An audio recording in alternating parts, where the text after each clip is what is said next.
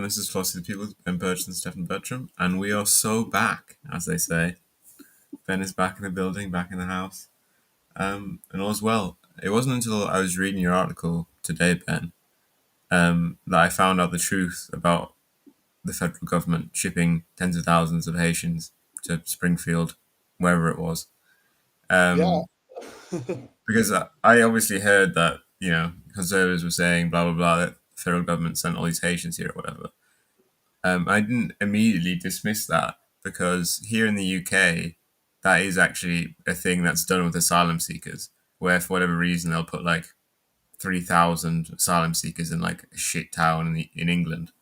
uh, But uh, as it turns out, it's not true. They just went no, no. Yeah, it's not at all true. That's yeah. There's no the United States really doesn't have like the office in charge of telling Haitians where to live. That's land of the free, baby. yeah. And like it's the concentration of Haitians in Springfield, Ohio, is just because people tend to cluster together as immigrant groups always have, right? People. There are people who speak your language. You think you can get a job, and it's often the geographical distribution of this is often a little bit odd, right? I mean, it's like I don't know, when all those Germans were moving to Wisconsin, it's not like New York City didn't exist, right? At that time. Um, so yeah, this is uh, yes, this is a myth. There was not, there wasn't a planning commission that decided that Springfield, Ohio, would be just the place for Haitian refugees. Uh, but but yeah, this has been a very bizarre thing, right? So you know, like before the presidential debate, which seems like a very long time ago, it was not. But in general, I mean, The one with Biden, or well, right. So that one seems like it was, I don't know, 20 years ago or so. That Yeah, it is very, very strange to think about the fact that Biden only dropped out in late July. Um, this is, it's like the stupidest version of that Lenin quote about how there's decades where nothing happens and weeks where decades happen. Um, but yeah, exactly. So yeah, I mean, it's only been a few months since then, but no, the second presidential debate, the only one with Kamala Harris in it. oh yeah, they only did one in the end, didn't they? Yeah, they only did one. Exactly. Yep, there was one.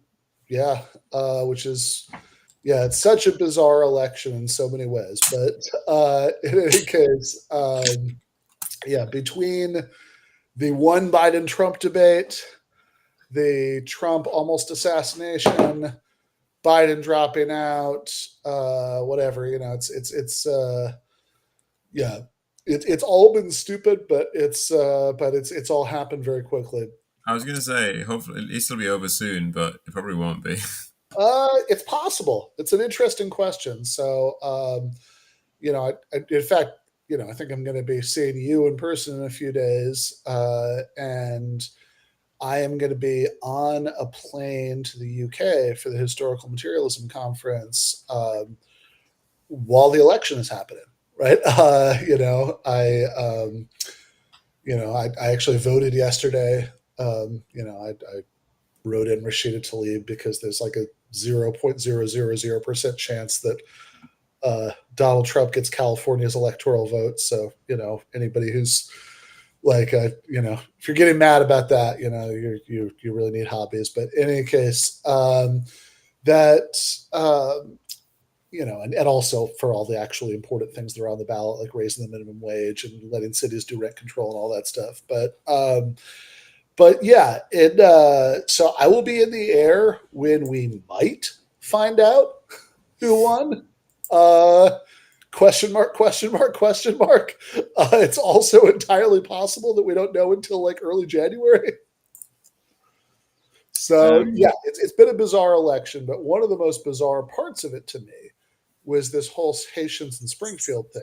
Mm. Because like a week, maybe, like certainly less than 2 weeks before that one and only Trump Harris debate, I was, having like a beer over Skype with a very old friend of mine, somebody I went to high school with, and who ended up marrying a woman who lives in Springfield, Ohio, which is where he now lives.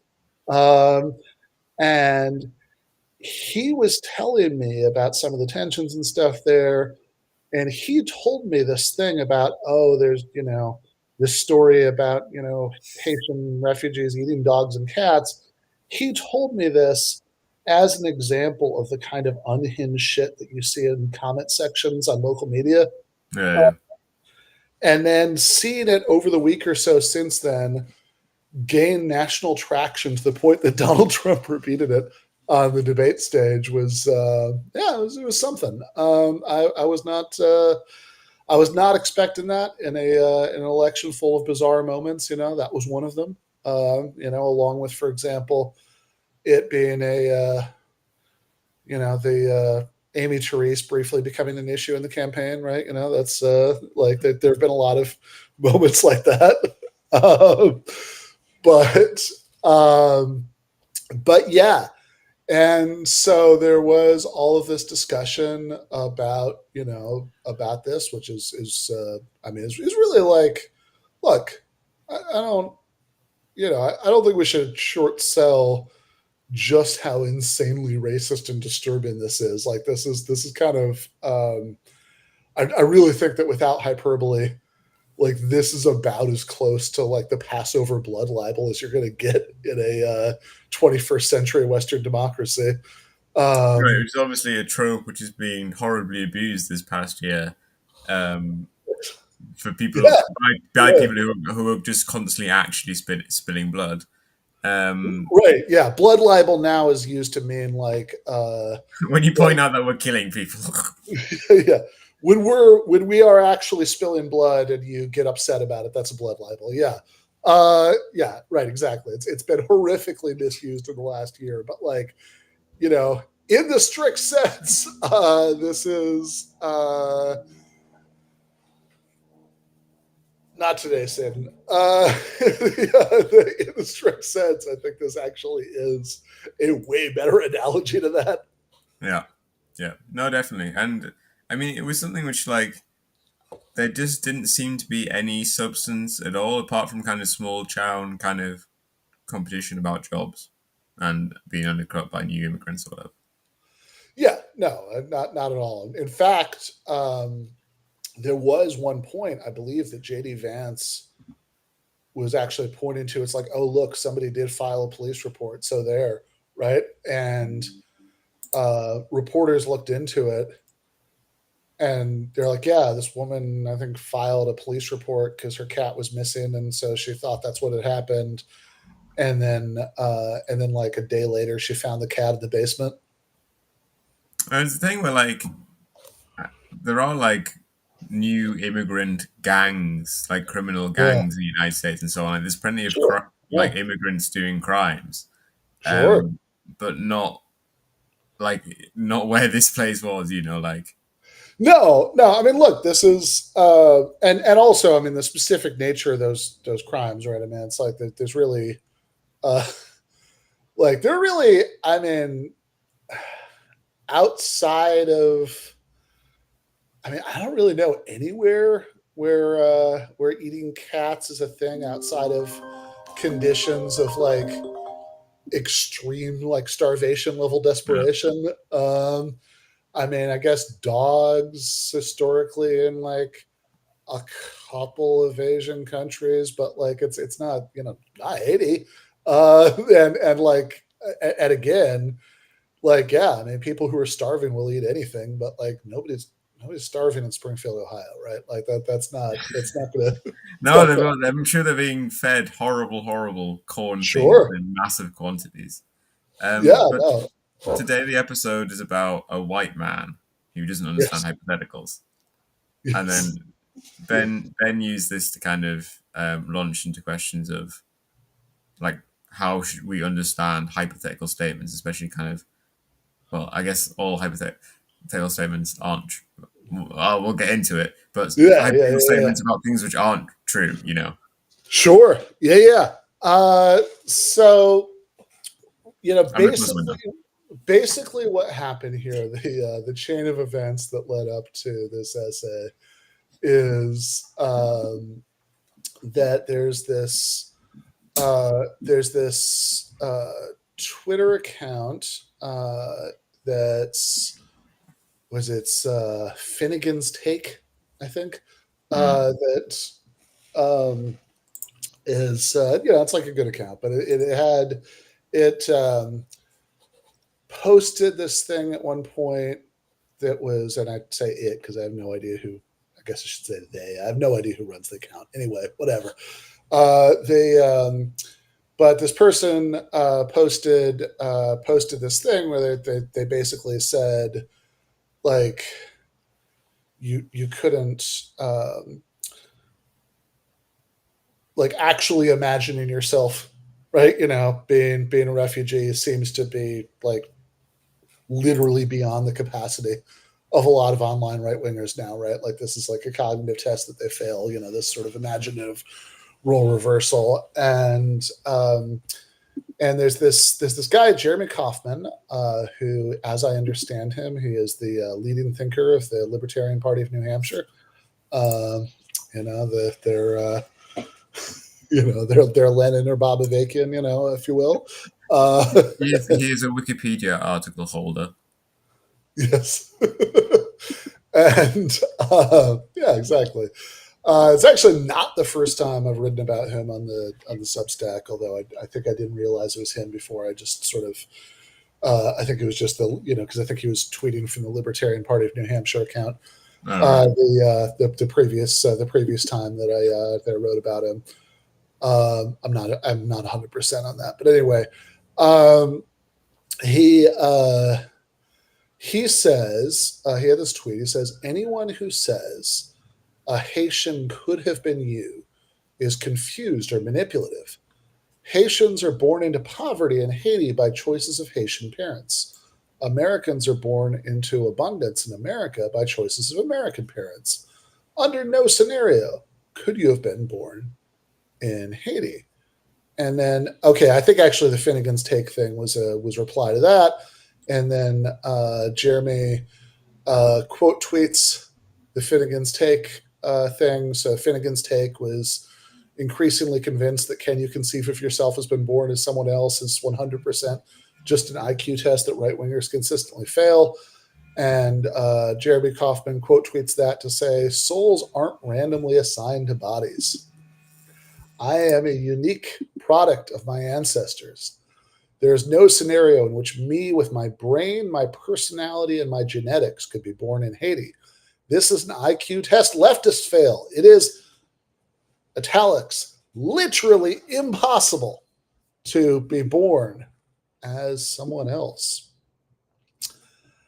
Um, This and is a funny thing, right? Because Finnegan's take is suggesting that right wingers can't understand hypotheticals. But you probably haven't seen this, but it's quite common on kind of 4chan style racist stuff.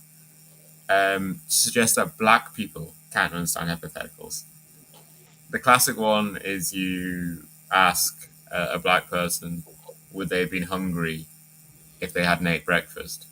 And they just get mad at you. Is this the right racist kind of understanding of this? So it's actually very, very funny that, in fact, the reverse is true.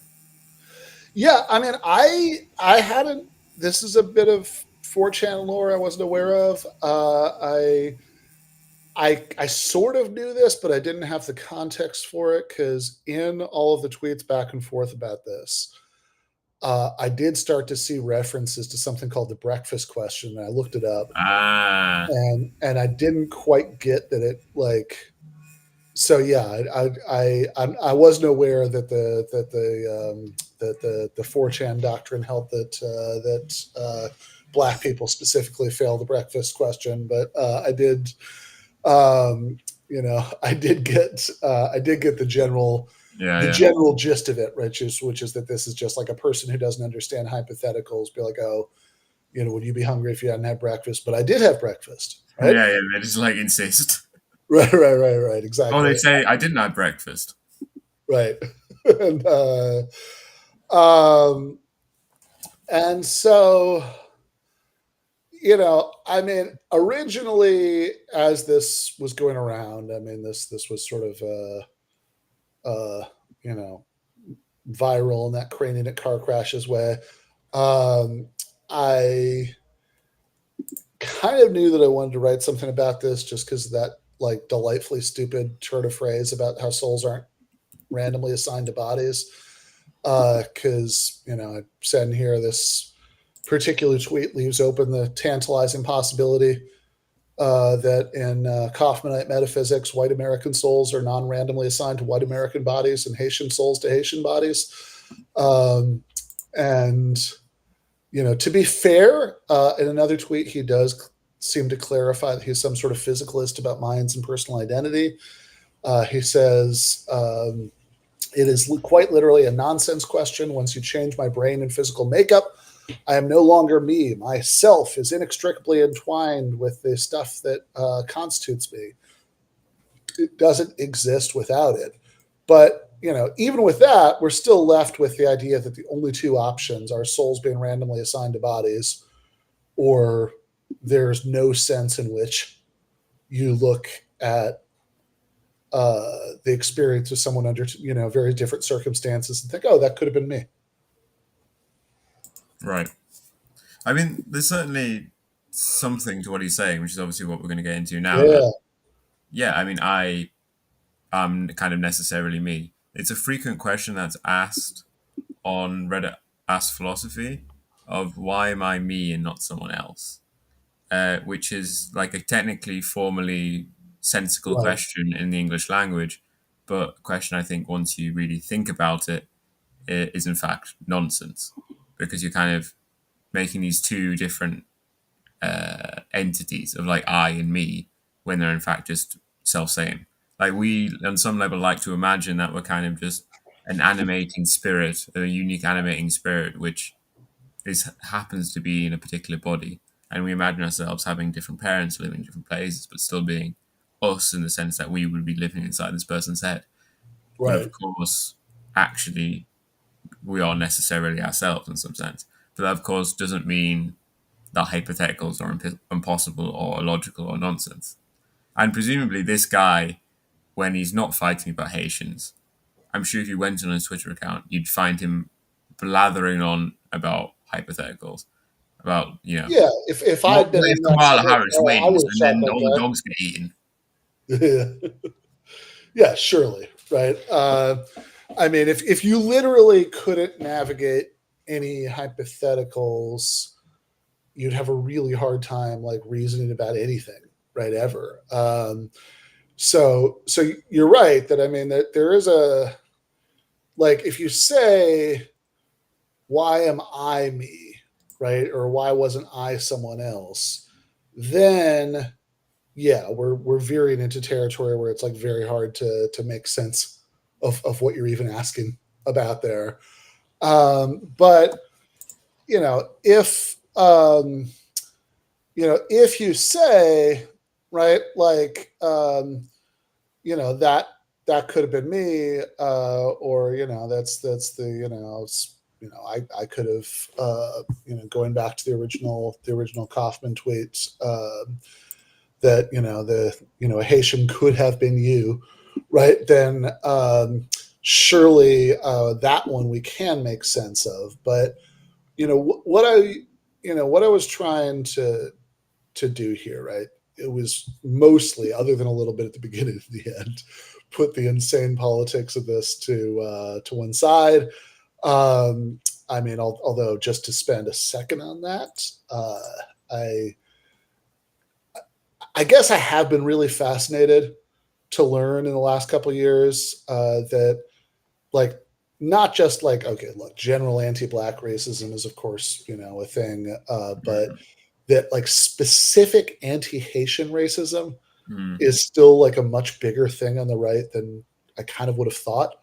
at this point historically, um, which Yeah, I mean they're just they're still just resented for winning. yeah, it really seems that way. Like, I mean, I kind of got an advanced preview of this 2 years ago because in fall of 2022, I did that debate with Curtis Yarvin, Mm. and you know, Oh yeah, he he brought up Haiti, didn't he? You mentioned it exactly, exactly, yeah, he because we were because he mentioned it is like an obviously bad country which has got there entirely of its own choices or whatever, right? yeah, yeah, pretty much, right? Like, I mean, this is I mean, like the chain of how we got there, right? Was that we were arguing about democracy, and Jorgen's view seems to be roughly where right wingers often end up when they when they want to be kind of isolationist, which is that they can't bring themselves to concede that the United States could be like an actively malevolent or destructive, Mm. you know, like could like that the United States, could be a negative force in the world. So they have to assume that it's like, oh well, the problem is either that we're doing all this stuff for ungrateful people, right? And who don't deserve our help, right? So we're still sort of assuming in the background that we're helping, Right. or I mean, Trump talks all the time, basically saying totally, like, yeah. guys, we should have an empire. We should have a global empire where like we dominate and we exploit other countries and we take we get Yeah. money from them, blah blah blah. And it's like, oh really? Nice, cool. That sounds great, man. Yeah, I mean, Trump is an interesting case because I think that he'll sometimes say things that kind of get people who aren't paying very much attention to think that he's like some sort of weird, critic of imperialism. But Mm. it's like if you actually pay attention, it's like, no, he's using the same analogies that a critic of imperialism would use. But the difference is that like he doesn't think these are bad things, Yeah. right? It's like, yeah, it's like a mafia family. That's how it should work, right? Yeah, he like wants other countries to pay like a direct teeth to the United States. Yeah, yeah, Yeah, I mean, exactly. it goes back to Mexico's going to pay for the wall, right? Totally right. Yeah. Uh, so, um, so yeah, they either have to be like, oh, we're helping, but they don't deserve our help, and that's why we're going to be anti-interventionist, um, or if you're willing to be like a touch more critical than that, it's like, well, we're trying to help, but we're doing it in a misguided, idealistic way that ends up causing more problems, right?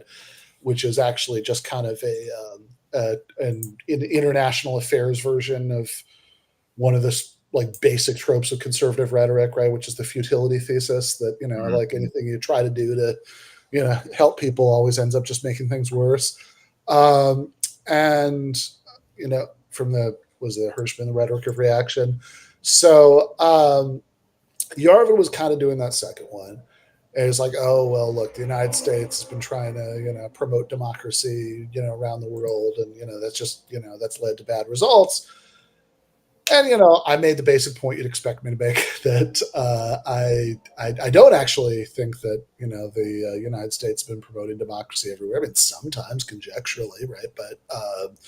But like especially in its immediate sphere of influence in Latin America, it's very frequently done the opposite, right? It's very frequently overthrown democratic governments, and so we started talking about some examples of this, and one of the ones I mentioned was Haiti, and then he went off on how Haiti is just it's just like its problems are just because it's just a bad country with a bad culture, bad people, and so I kind of and we ended up like going back and forth about that quite a bit, and I wrote this article. I'd already been commissioned to write this article for Compact about there was talk of like a new like multinational U.S. led force going in to stabilize Haiti, and so like I'd already been commissioned to write this like no invading Haiti yet again, it's not a good idea article. And so I kind of, because I ended up writing it the day after the Yarvin debate, I was in sitting in my brother's yard in Los Angeles, sort of feverishly typing this thing up before the LA live show, and it was, it kind of ended up being a subtweet, of the Yarvin debate. That's like, it's like, hey, look, if you want to say, oh, all of this, colonialism and slavery and all that, it's all ancient history. You can't blame that for anything. It's like, come on, man, where do you want to start the clock, right? Like, they, is Haiti entirely responsible for all of its own problems? Can't blame any sort of external meddling. Like, starting, I don't know, when they finally finished paying off the reverse reparations that they owed from emancipation for slavery, Right. which was like the 1940s, right? That is that when we start the clock, right? Then, like, shortly after that, you get the U.S. back Duvalier, dictatorship in, and et cetera, et cetera, et cetera, et cetera, et cetera. And like, we've got stuff from like 2021 that's, like, it's a really uninterrupted history of imperial meddling. And like, to like the example I used in the debate, which Yarvin's fans apparently find hilarious. I'll still see them bring this up every now and again online, right? Is that one of the things the WikiLeaks cables revealed was that that they actually, in the Obama era, right, the State Department, right, the Hillary Clinton State Department, had lobbied the Haitian government against raising its minimum wage to the Mm. princely sum of about $5 a day. So like, okay, that was, that was like 2010 or something, right? Is that ancient history that's irrelevant? And so, of course, all the Yarvin fans took that as like, oh, he's saying Haiti would be just like, would be just like Canada if only they had a higher minimum wage. Like, Yeah, Ben was saying they need a $15 minimum wage in Haiti. yeah. And then, like, once you do that, everything will be fine. Yeah. No, it's, really not saying that, but it is a small but telling example of why the sort of culturalist explanation for the state of Haiti is so asinine. So yeah, I got a sneak preview of it in 2022. Obviously, this year it sort of became front and center. But yeah, I think there is this like really weirdly specific anti-Haitian racism that's everywhere on the right. That's like, it really is hard to explain as anything except for like residual from the like propaganda after the Haitian Revolution. But in any case, putting all that aside, right? So putting aside the part of Kaufman's original tweets where he was like, "Oh, the Haitians are born in poverty because of the bad choices of Haitian parents." Um, it's like, yeah, that's why, right? That's what were they thinking, right? Choosing to be to exist in conditions of grinding poverty. Um, putting aside that insanity and just focusing on the more abstract philosophical claim, I'm kind of fascinated about this because there's something that's like, on the one hand, there's something that's like extremely obviously stupid about the Kaufman stuff about this. And obviously, it is all in service of this like horrifying political agenda. But also, there is a case you can make for parts of what he's saying here, right? Mm. There's a non-crazy case you can make that that like there really isn't a sense in which you could be, you could have been born as a Haitian, etc., right? And like, there are, in fact, philosophers who, for reasons that have absolutely nothing to do with this sort of lunatic racist gibberish of Jeremy Kaufman, have like said things that would entail that, right? The obvious example is Saul Kripke, who in Naming and Necessity, he has this view on the necessity of origins that if you think about like, there are a couple of different ways you can think about possible worlds, and like, if you have like a modal or counterfactual statement, you have a statement like, oh, X could have happened, or if X had happened, then Y would have happened. Then one way of thinking about what's going on with those statements is that, say, okay, well, like, what makes that true is that, well, maybe in possible worlds, like maybe there's a possible world where X is true, or or in the possible worlds where X is true, Y is also true, something like that. And there's this whole side debate about exactly what possible worlds are, that have written about before, but is a little bit orthogonal to this. But even putting that aside, right? Then the question is, okay, what's like when we say X had happened, like, we talk about possible worlds and we say, like, I don't know, if Aristotle had died in the crib, he wouldn't have made any, contributions to philosophy. Okay, it seems like our sentence there is picking out the same guy in our world as it is in this other possible world, right? That we say, yeah, this same dude who in our world, founded the Lyceum and wrote the Nicomachean Ethics and blah blah blah, right? In this other possible world, he died in the crib and didn't make any contributions to philosophy. But then there's a sort of weird question about, well, what is it that makes the person we're talking about in this other possible world the same person as the person in this world? Because, like, there's... I mean, he has zero of the features we think about when we think about Aristotle, right? Right, Because totally. we don't know. I mean, we can probably guess what his hair color was and stuff like this. But literally none of the features that we think of as belonging to Aristotle, which are all these kind of intellectual features or kind of biographical features about his later life and so on, none of them are present in that baby. Right. Yeah. Like, there is nothing that, probably, like, I mean, you could know way more about Aristotle than, like, almost anybody knows, and still none of the things that you know about Aristotle apply to that baby, or almost none of them, right? Yeah.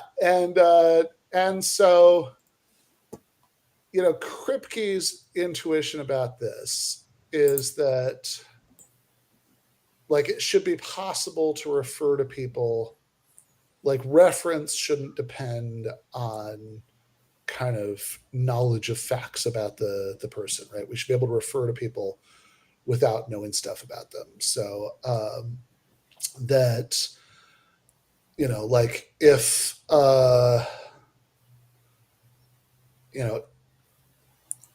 so the contrast here is to, Bertrand Russell, who I actually talked about this just a tiny little bit in the thing that I wrote for today, right? But Bertrand Russell famously has this theory of definite descriptions, right? That like, when we say that dragons don't exist, right? We're not referring to these non-existent objects and attributing to them this property of not existing.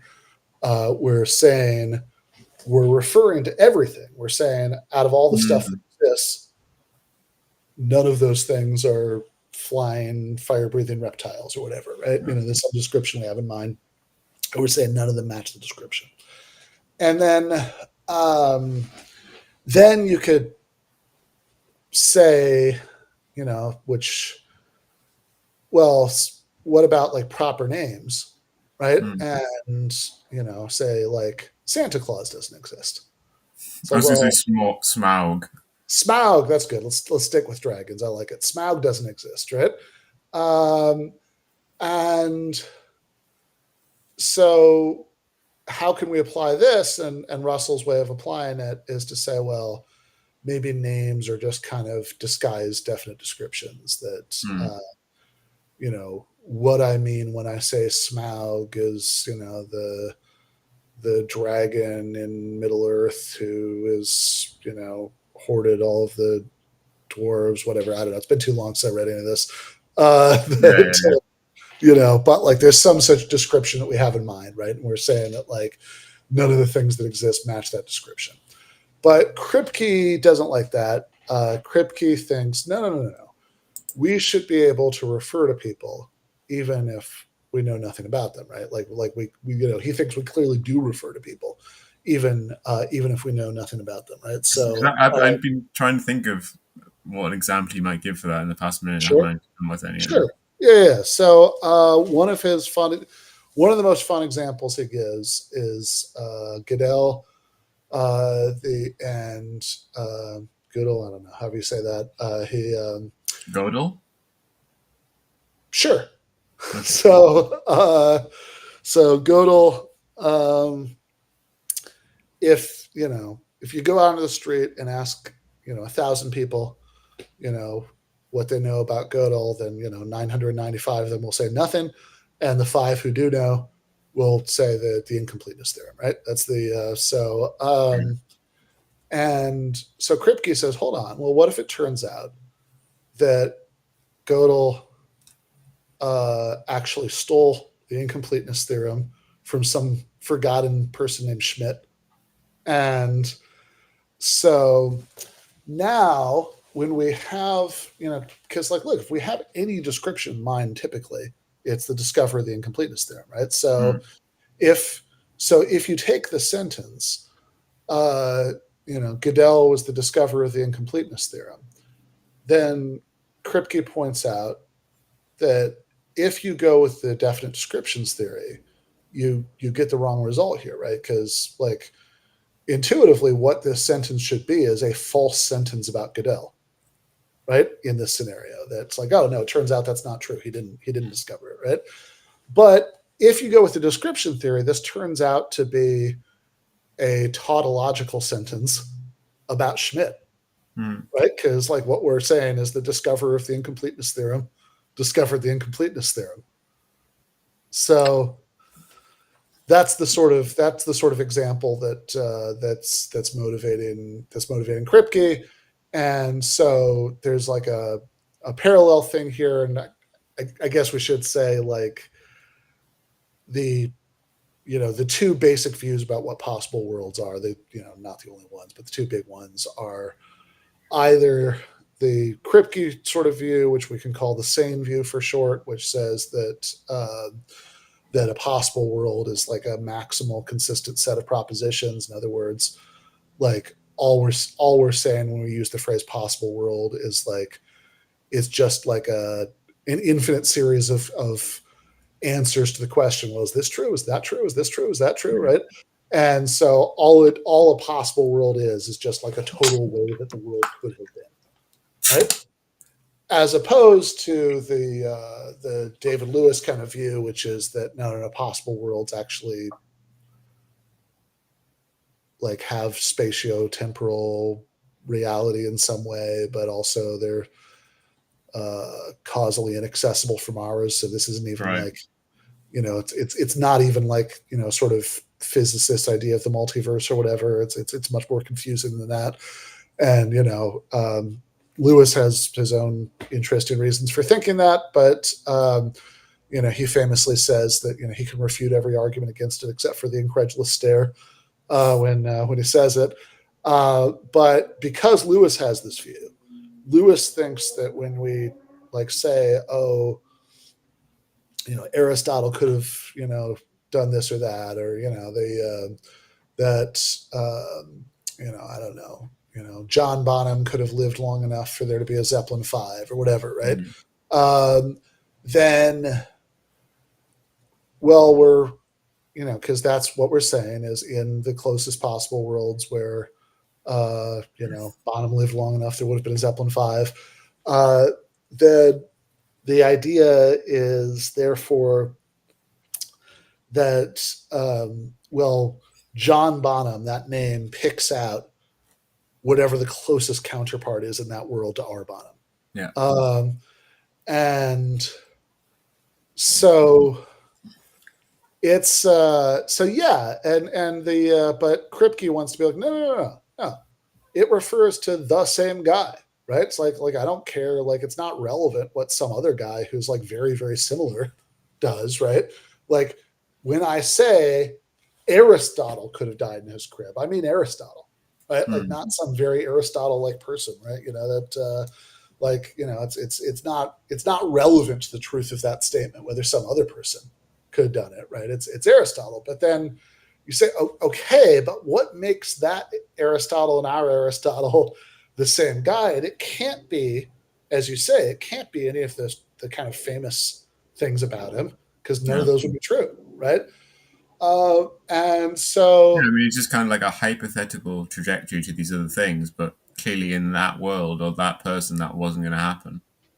yeah, and uh, and so Kripke's answer is, well, he thinks the essential feature that makes you you is the it's the necessity of origins claim that Mm, you have to you have to have been a result of the at the very least you have to have had the same parents, right? right. And and or like you couldn't say uh that this table, you know this table could have been made out of a different block of wood, because that would have actually been a different table, right? That's the necessity of origins view. I was And talking to some friends about Harry Potter fan fiction a while ago, oh and yeah, I was talking about, as and one does. I didn't think this is all strange, but I was talking to them about how it's quite common in Harry Potter fan fiction for Harry Potter to have at least one parent who is Yeah. not his parent in the canon versions of events. And they were like, that doesn't make any sense. In what sense is this guy Harry Potter if he doesn't have one or two of the same parents as he would otherwise? And I was like, hmm. But I think I have quite a flexible view here. Yeah, right. uh yeah, that's interesting. I mean, I suppose you could do you could run the Jordan Peterson defense of dragons here, and and say, are there are there scholarship kids at private schools? Yes. Well, in that case, you abstract from that, and the form, the image of this is Harry Potter. Right, for Uh, me, for the boy to be Harry Potter, he has to be like the destined hero called Harry Potter, who goes to this, like probably even doesn't go to the school. Like you can get quite thin on the characteristics, but more. I was thinking also with the Aristotle example that I feel like we aren't even really picking out a man when we talk about Aristotle, right? mhm. Like if we found out that Aristotle was in fact like a collective, I think that would change very, very few of my thoughts about Aristotle. I'd see Right. it as kind of something which is a curious fact, but basically entirely unimportant for the manner in which I have engaged with Aristotle and the ways I see Aristotle as important and so on. Yeah, and I mean, to give this perspective its due, I mean, certainly that seems to be like, I don't know, that seems to be like the comic book conception Right. of Yeah, trans yeah, world identity, right? yeah, yeah. When Superman is Superman and Batman's Batman, despite like especially Batman is a man of like varying origins. yeah, I mean, I'm thinking of like there's a graphic novel. I haven't seen it, but I think they might have made a movie. I'm not like a big like Hollywood movie, but like some movie you can find in streaming services of it. But there's a graphic novel called Red Sun, where the what if premise is that baby Kal-El crash landed not in Ma and Pa Kent's farm in Oh Kansas, right, but he a lands in the collective Soviet farm in Union. Ukraine, Yeah, and yeah.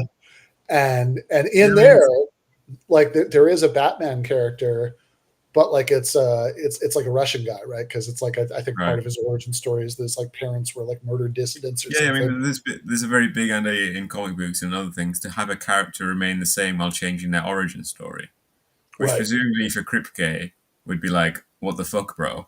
Yeah. That's not the yeah. Clearly, at that point, that's not the same guy. I mean, I think Kripke's like I think Kripke would either have to say, well, this was all just kind of incoherent, or You'd say, fuck Marvel, bro.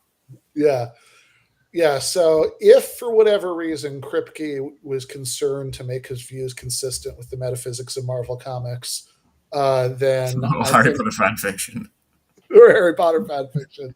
Well, Harry Potter fan fiction is actually harder, right? So, Hmm. because I was thinking with Marvel Comics, at least what he could do is he could say, and I think there's actually some reason to think that this is the implicit, way a lot of these terms are used there anyway, that uh, that like Batman isn't a proper name for Bruce Wayne, Mm. but that Batman is the proper name of an office, right? So, because you do get that people being like, oh, who's going to be Robin after Dick Grayson is Mm. gone or whatever, right? So, I think that might work, but I don't know how far it's going to work because I also think I'm pretty sure comics will also often do like, you know, fuck it, let's just have like Bruce Wayne's parents be different now, All right.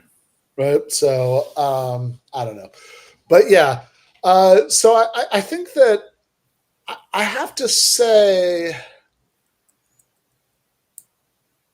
on the one hand, at least in the Aristotle case, right?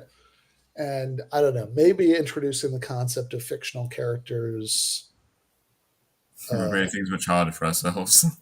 makes, yeah, like maybe that really like makes things harder, right? Because you might think that the sort of rules for individuating fictional characters are different,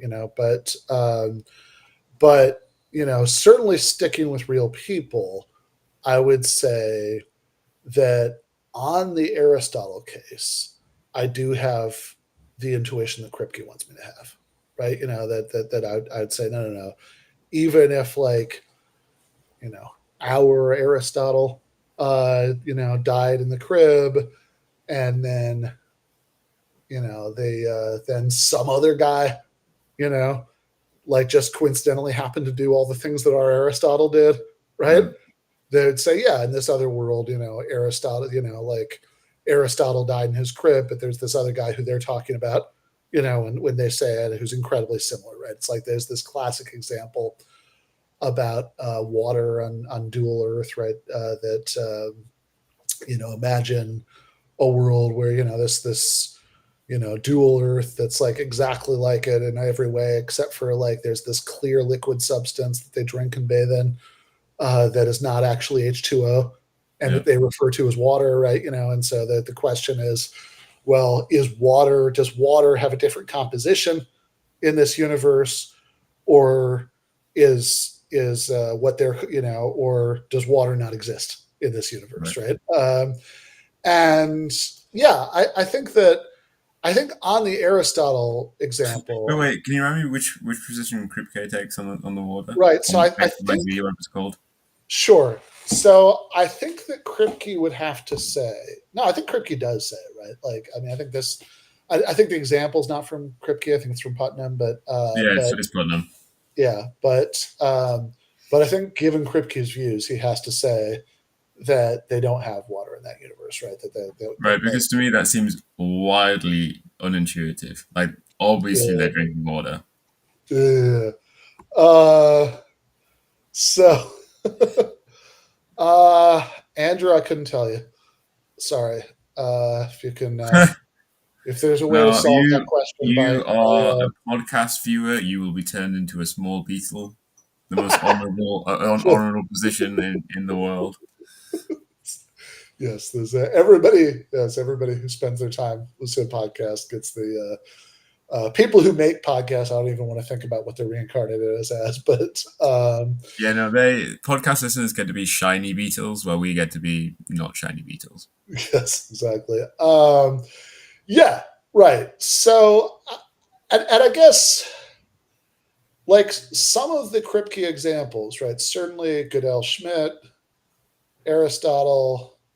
Like I do feel the force of the intuition that Kripke wants me to have about these, but I I think that I think this necessity of origins thing is at least not obviously true, and I think there are some pretty good reasons to think it might not be true. Uh, one is that on one is that there are just a bunch of cases where it gives you results that are actually a bit counterintuitive, right? So like even if you sort of nod along with Aristotle, then there are other cases. I mean, I have you know, I mean, right now I'm drinking my reheated cup of McDonald's coffee from this morning, which yeah, I went through just before the Capital class. I realized I didn't have time to make breakfast, so I jumped in the car and Brutal. drove through the McDonald's window. So when I showed up to the class, I was like, man, this is a little bit funny that like part of what Marx is talking about in chapter 15 that we were finishing for today was about like essentially like health and safety regulations. You And should have so it had is you should have had a cigarette to have a proper Red Scare breakfast. yeah, exactly. It is a little bit funny to talk about health and safety laws while drinking McDonald's coffee, but in any case, the but when I was writing the essay, right? So I was drinking coffee that I'd made at home, right, out of a nice ceramic mug that was made by my late grandmother. It was really to pottery, and I was using that as an example. I was like, well, hold on, that let's think about what counterfactuals are true of that mug. I'm not creative enough to come up with a version that would apply to the McDonald's coffee, but the mug is better because it's sort of a more um, individual object, right? It's And you have an actual understanding of its properties and its history. right, yeah, totally right. So and you say, okay, well, which are like let's consider two possible mugs in alternate universes. Um, that one is a mug with a different color and shape than that one, but which my grandmother made out of the exact same lump of clay, and the other is physically indistinguishable from that one, right? That it's the same shape, same color, everything, but in this alternate timeline, she made it out of a different piece of clay, right? Maybe somebody at the pottery studio, got there earlier and used the that particular bit of clay, before she got there and used this one. Honestly, my intuition would lean towards like that second one, having a better claim to be the same mug than the first one, right? That the like I mean, it seems more intuitive to me to say that the second one would be like that we could accurately describe what's going on in the second scenario by saying grandma could have used a different lump of clay to make that mug, right? Whereas it seems like the more reasonable way of describing the first one is grandma could have used that same lump of clay to make a different mug, right? Right. So I think And this is why Harry Potter is still Harry Potter. yeah, right. Regardless of who his parents are, as long as he goes on and does Harry Potter things, he has the properties of a Harry Potter.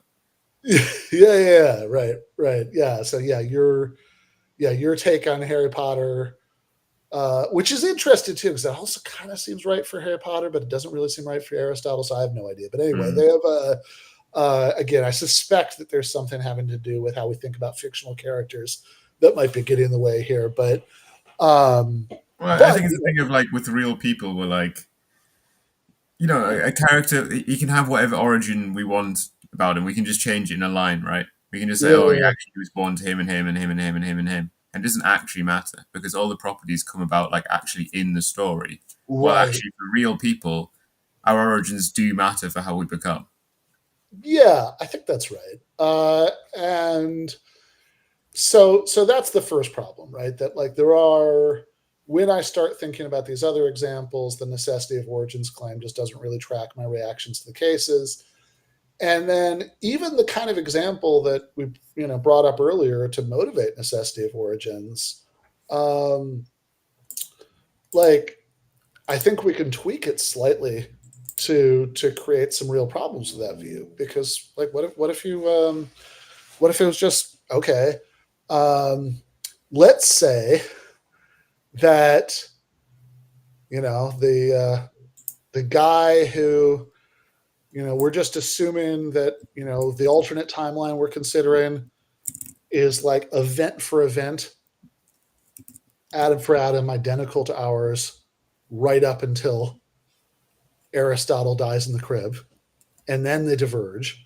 And the way that they diverge, or part of the way they diverge, is that Aristotle's parents, after the tragic death of their son, decide to try again, and they have another son. And then this son, who they name Aristotle, right? Is goes on to do every single thing that we remember Aristotle for doing. It's like, well, hold on. That case doesn't seem importantly different to me than the first case, where it was just some random guy who didn't have Aristotle's parents who was called Aristotle and did all the things that we associate with Aristotle, right? Like that. I don't think the difference between those cases should make a difference, but well, now it seems like maybe it does, right? Because if necessity of origins, right, if the origins we care about are just having the same parents, now we've checked that box. And then you think, okay, well, hold on, maybe we could try. And it's interesting. I looked at the, because I mean, I've read the Kripke and whatever a long time ago, but like I got curious while I was writing this, and I was looking at the Stanford Encyclopedia of Philosophy about it, and I was, Mm. I was actually kind of surprised how little, at least the article there, got into this issue, right? Because this seems like a really obvious objection to me. But like, hold on,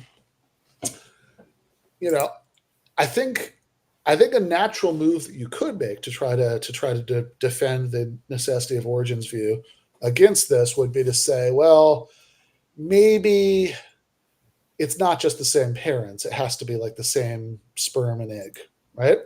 All right. And but if so, I think we've really lost a lot of the original point, right? Because if the whole idea here is that like the point of the Kripke view is that we want to leave open like a really wide space for hypotheticals, right?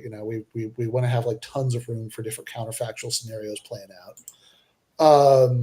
Right, We because I mean, this whole thing is an effort to make sense of ordinary speech, where right, humans exactly, constantly use hypotheticals and clearly think that some hypotheticals are true and some are false. exactly, right. So we want to keep it open so that like lots and lots and lots of hypotheticals can be true, right? That there could be just tons of ways that the world could have been, that it's not, that we can still meaningfully refer to the same objects and say that different things could have been true about them, right? From one world to the next, right? Different objects and persons.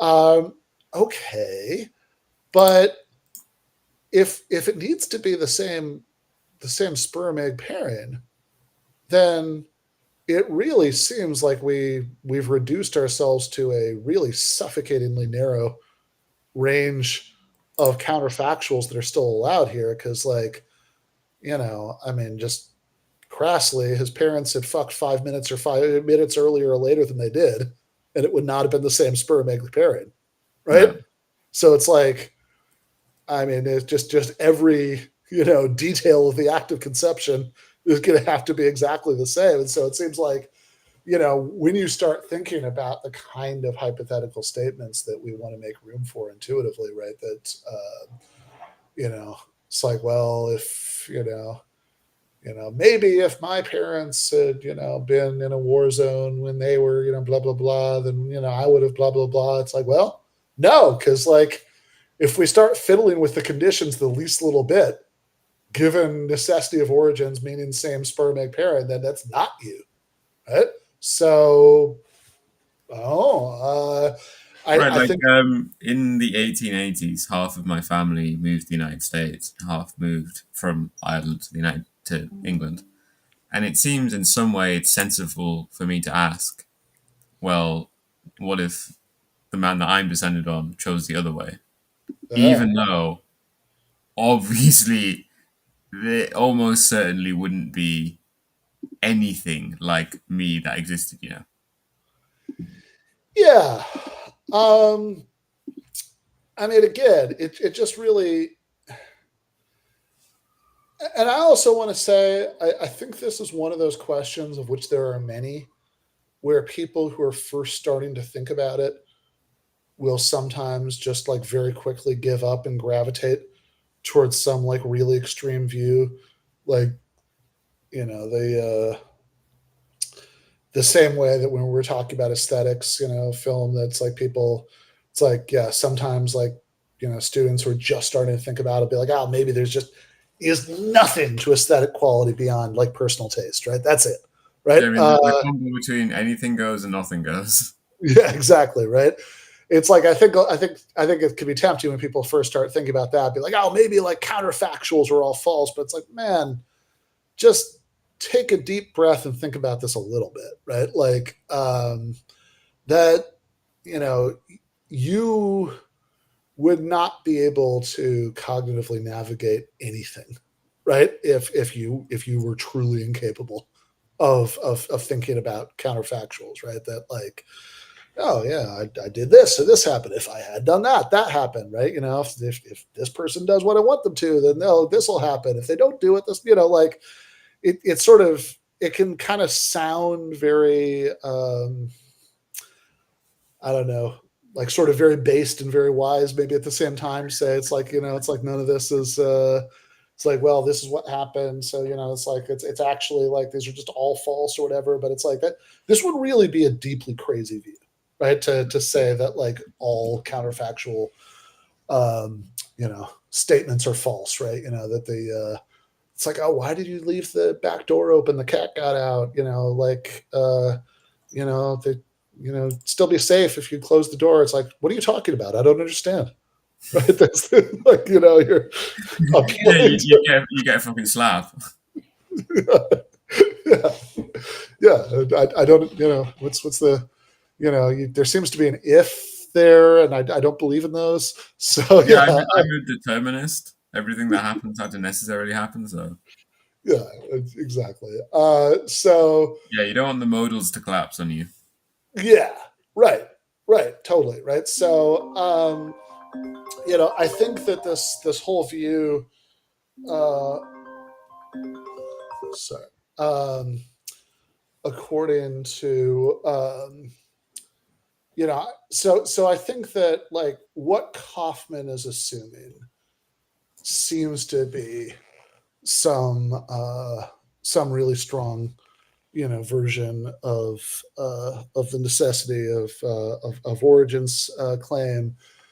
And I think there are a lot of problems with that claim anyway, right? Like I think we've just been talking about. I think there are a lot of reasons to suspect that maybe that's not the right story about how to think about counterfactuals. Um, It does seem in some way to like almost be an expression of like being wishful. Like I couldn't have been a Haitian because that would really suck. I'm necessarily an American because that's a nice thing to be. yeah, and I mean it's just so obvious. Like, yeah, he doesn't want to think about this because this the sort of second you stretch your mind to like that could have been me, be like, oh, wait a second, now I have to think about whether I would approve of like treating people this way. If Right, but obviously, I'm sure. Like, if he then wrote, imagine being a cat in Springfield. No one, he wouldn't bat an eyelid as he did that, yeah, right. and until someone in the comments pointed it out to him. In which case, you then go on a 50 tweet stream of even more tortured metaphysics, under Yeah, which I don't he know. could be an American cat, but not Yeah. a Haitian Actually, that would be mammal. the most fun version. It's the necessity of national origins, right? That's Yeah, the yeah. Because that yeah. was the other way. Because I don't think he's a mystic nationalist, but I do think if you are a mystic nationalist, then you could start getting to thinking that, yeah, no, I was kind of given this soul and this body by white Jesus. Right. Yeah. Yeah. No, fair enough. I mean, I also just think like, okay, right? Like, let's, um, let's say that, um, you know, let's say that there is no possible world where you could have been born, where Jeremy Kaufman right? Could have been born a Haitian. Um, Two further points. One It's still is, basically irrelevant, right? yeah, it's still basically irrelevant. I mean, I think first is just for the sake of completeness, I actually personally don't buy that this makes the question meaningless, right? Like in other words, like even very strictly speaking, like really literally interpret it, right? That uh, a lot of people assume that if that, like you say, okay, if X was true, would Y be true? That's just like a meaningless or unanswerable question if X couldn't have been true. And I'm actually not sure about that, right? Like I think that there might actually be good reasons to believe to think that like some counter possible conditionals are true and others are false, right? I think that I mean something I've spent way too much time thinking about because like my Have we done an episode on probabilities and what probabilities are?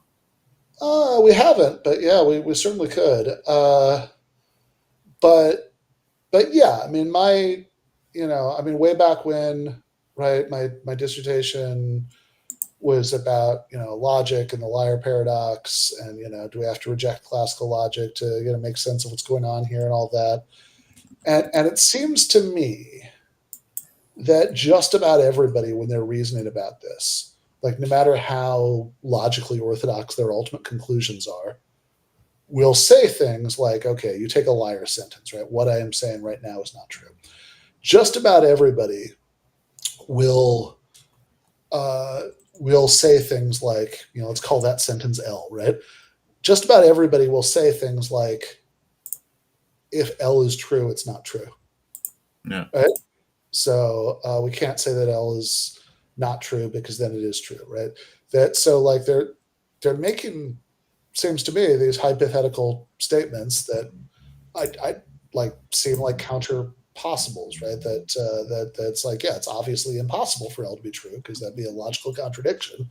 But like even kind of realizing that, right? We In order to realize that, we actually have to think through the hypothetical. And I give the example in the essay that I don't know if I'd sort of do this dumb thing sometimes in in-person classes where if we were talking about logical impossibility, I'd ask for a volunteer to come draw something on the board with me for me, and I'd give them a board marker, and I'd say I'd ask them to draw a round square, and they'd either sort of give me a blank stare, or else they'd kind of gamely draw something on the board that was kind of sort of roundish and kind of sort of squarish. And Did anyone ever do the thing where you just draw a square and you draw a circle, which like touches the sides of the inside of the sure, square? yeah, Yeah. yeah. And yeah, no, I've gotten all the variations, but yeah, and if they do that second thing, I'm like, okay, do we judge Jane or whoever for not succeeding in doing what I asked her to do? Yeah. And everybody agrees, no, we don't, right? Because it wouldn't have been possible, right? But it's like, But look, it'd be very impressive if they had done so. yeah, exactly. It seems like if Jane had successfully drawn a round square on the whiteboard of the classroom, everybody would be very impressed, right? Yeah, I Like mean, that's I think it's a really good example because that's a statement which necessarily and exactly does not refer to a possible world, right? totally, yeah. Because the whole point of possible worlds versus impossible worlds is that the laws of logic hold. Yeah, right. Like I mean, this is like this. It seems like if we're going to do a worlds analysis, it has to be that the closest impossible worlds where this has happened, the everybody's very impressed. And yeah, this is like the most impossible kind of impossible world, right? Because it's like there are different senses in which things could be possible. You could imagine worlds in which the things that are physically impossible happen, right? Because the laws of physics are different, right? So those are, but those are still like logically possible worlds, right? These aren't possible in any sense, right? They're logically impossible. So it if you go with this view, right, that that there are in fact, just like there are some true and some false counterfactual statements, that there are even some true and some false counterpossible statements, right? It's Daniel Nolan is the guy I'm getting that from. Then yeah, I think that like it could be true, right? Some super strong necessity of origins view could be true. It could thus be true that Jeremy Kaufman could not have been born a Haitian.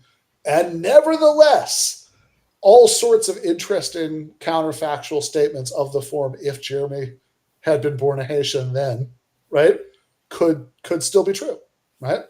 Uh, so Does that's David Lewis think impossible worlds are no. real or actual?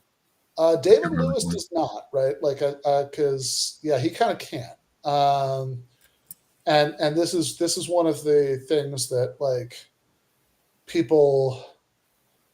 I mean, look, people take every position on this because that's how the publishing incentives of academic philosophy work. But you know, like you can always find somebody. But but like most people who've embraced this counterpossibles view will say, well, I get to make sense of this because I don't believe in like materially real possible worlds. I just believe in sets of propositions. So we could have like sets of propositions that are coherent in some other sense, even though they're not completely internally consistent. Um, so yeah, I think that so one, I'd argue that even if so, basically one, I think Kripke is quite possibly wrong about all this, Mm. and therefore like the basic like yeah the interesting thing about the Jeremy Kaufman tweet is it's like the demented racist version of a thought that like you actually can make a smart case for, but Yeah, I yeah, think I think even the smart case is ultimately flawed, right? yeah. Like I think the view itself might just not be true. And then two, I think even if it is true, we can still do counterfactual reasoning Right. about Jeremy being born a Haitian. But even if you like, the most important thing ultimately is like, look, even if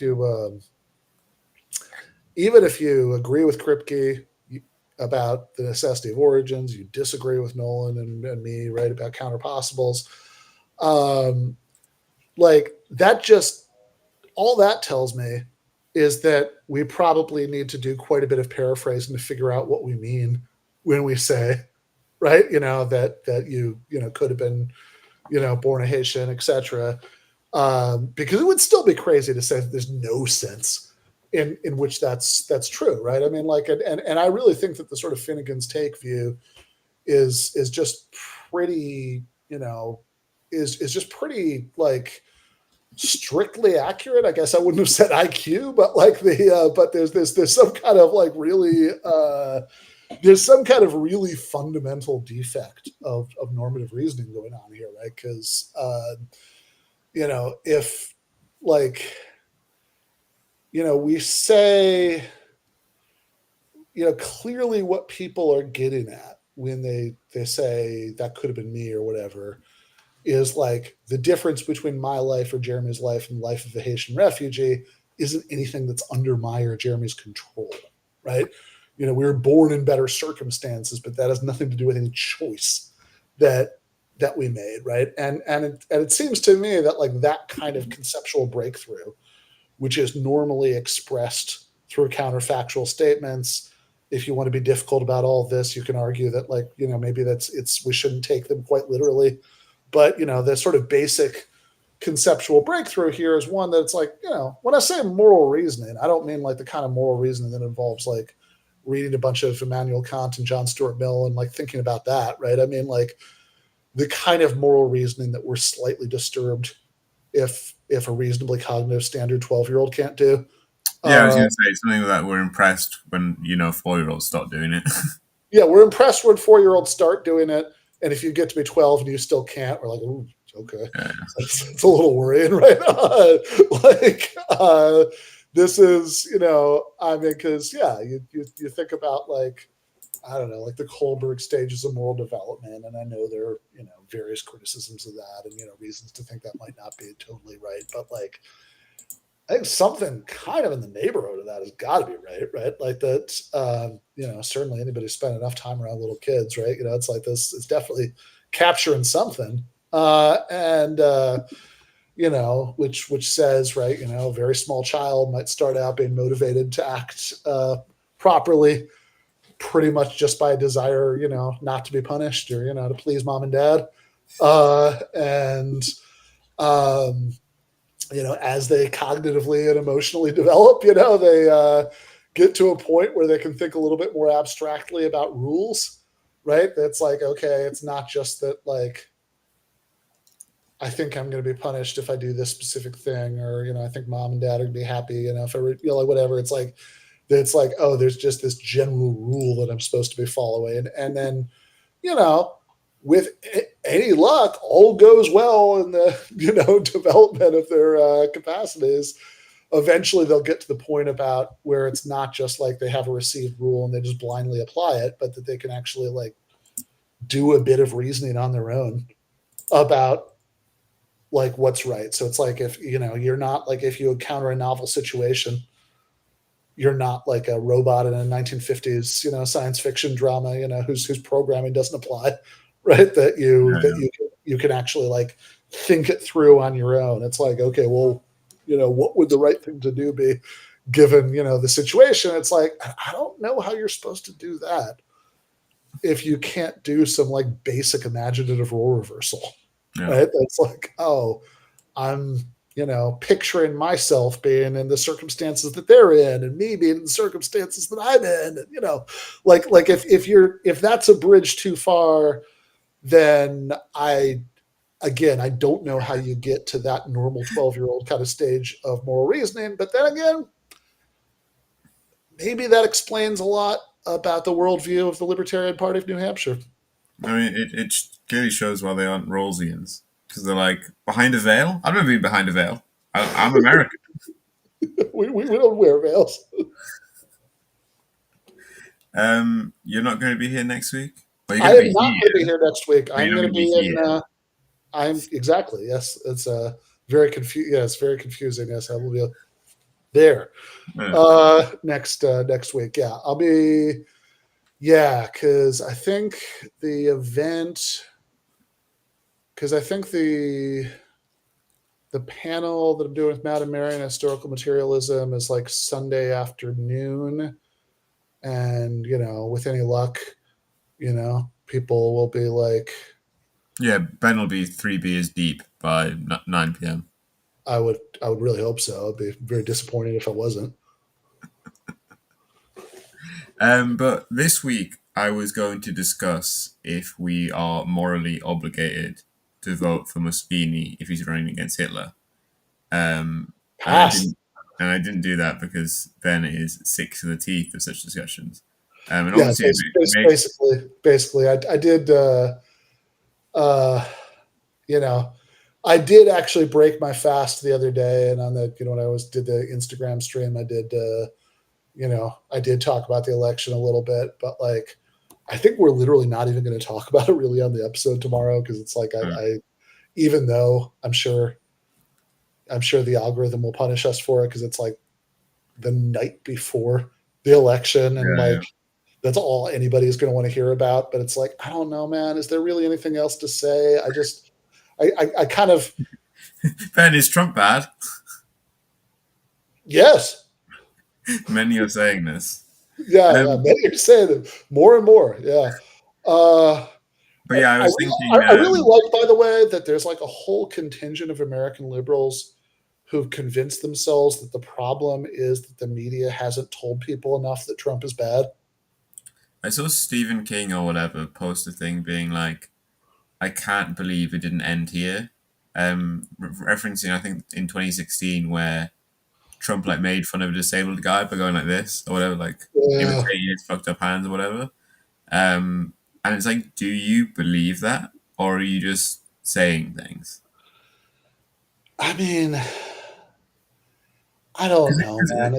Because it seems American liberals now spend a lot of the time, I think also American conservatives do this a lot of the time, where they proclaim like, oh, I don't understand how this could happen. This could possibly happen in this circumstance. And what you're showing off there, beyond, making like a... Well, you're saying you're such a good person. Yeah, you're doing blatant virtue signaling, right? But like, what you're also showing is that you're a moron who doesn't understand the world. Yeah, I mean, it's also like I don't know. I mean, if I mean, look, I think you know, I think Trump is very bad. I mean, I admitted earlier, at the beginning of the stream, that's like I mean, I was too disgusted to vote for either. It's very easy. I had not the slightest temptation to vote for Kamala Harris in fucking California, right? Like, Yeah. I don't understand what the point of that would be at all, right? So, I just, I wrote in, Rashida Tlaib, but like which obviously I wouldn't have voted just to do that, right? But while I was already voting to like actually vote on things that matter, right? Then might as well. But look, I mean, I don't know, man. If I lived in a swing state, I suppose if I lived in a swing district on the Rhine, I might vote for Mussolini to stop Hitler. I don't know. That's I'm not. Pros I'm and stops just for all. I'm very yeah exactly. I'm just not I'm just not excited to continue to talk No, I about mean, this. what I found very interesting about the hypothetical, and by the way, I am going to do this next week, even though it's Yeah, after the election, because I think that's funny, but also yeah, people will still be blaring sure, it around in their mind. So, what I think is very interesting about the hypothetical is a socialist will pose it, or the farther left person, whatever, they'll pose this question saying, should you vote for, are you morally obligated to vote for Mussolini over Hitler? As to mean, obviously you should not do that. And then the yeah, liberal reply, obviously you should do that. Like their yeah. intuitions are completely at different ends. And I think kind of talking about that and talking about, well, what is a vote anyway? What do we vote for and what do votes do? Because votes, famously, as you've just been discussing, are nearly always individually causally ineffective.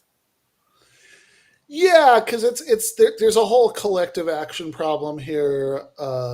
Because it's on the one hand, if you know, I mean, look, obviously the chance of you know, even if I lived in Pennsylvania, right, that in the chance that the chance of Harris losing Pennsylvania by one vote, Yeah. right, is so fantastically negligible that it's like sort of silly to take that into account. And it does get a little bit complicated because you say, well, um, yeah, but what if everybody did that? It's like, well, hold on, if that's what we're talking about, right? That like we're doing some weird rule utilitarian thing, then actually I would want everybody to vote for Cornell West or whatever, right? Yeah, Like yeah. that's And you can also reverse the hypothetical in terms of like, but actually I can not vote for Kamala Harris, but then actually be causally effective much more by doing like get out the vote. Like any particular person, if they fail to vote themselves, but deliver like old grannies on Democratic lists to poll stations on the morning, they'll be much more causally effective than anything they would do with their own vote. Yeah, right. That's also true. I mean, I think that the real question is, can we sort of make sense of like a unit of analysis that seems relevant? That's like, who should we vote for? Where we doesn't just become like everybody who votes, in which case it's like, no, actually, we should all vote third party.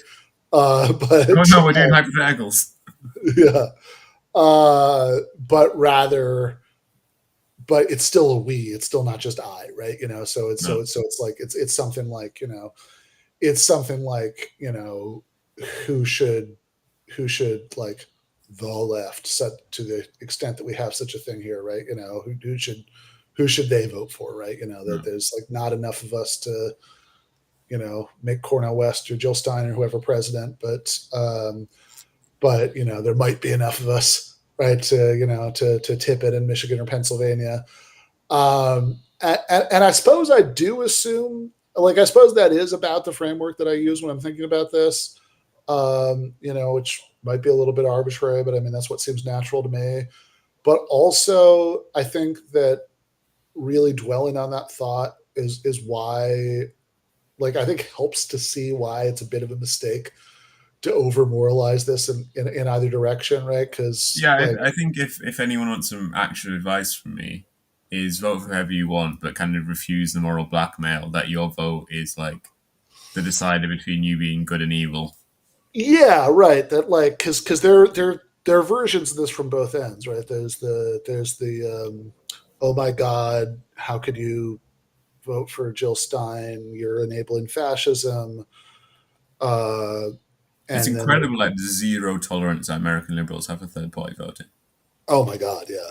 And then there's um, yeah. I mean, it's just also amazing to me. I mean, I wrote about this for Jacobin, like that the Harris campaign has actually been running ads that are like attack ads against fucking Jill Stein, who will get 1% of the vote, but which is like the premise seems so bizarre to me. It's like you think there are people who are voting for Jill Stein who nobody has scolded yet, right? Just one more scolding, we'll get it done, right? That's what they're missing. But it's like no, I'm pretty sure anybody who's voting for is hardcore enough that this is not going to get it done. But in any case, like so that's one version, like, oh my God, how can you vote for Jill Stein? You're enabling fascism. But then the other version is like, oh my God, you're a terrible person. You voted for Kamala Harris. You're voting for genocide, right? Like Yeah. that's the other version of it. And I think it's all just kind of a mistake. I think that I don't think we should like over moralize whatever decisions Yeah, atomized. and it re-emphasizes in a moment where our political horizons are completely closed, apart from this ritual of voting, that in fact, from these people who, at least some of them, are rejecting this idea that everything should be about voting, by saying don't vote for Kamala Harris, she's a genocideer or whatever, actually reifies and re-emphasizes the centrality of voting to politics.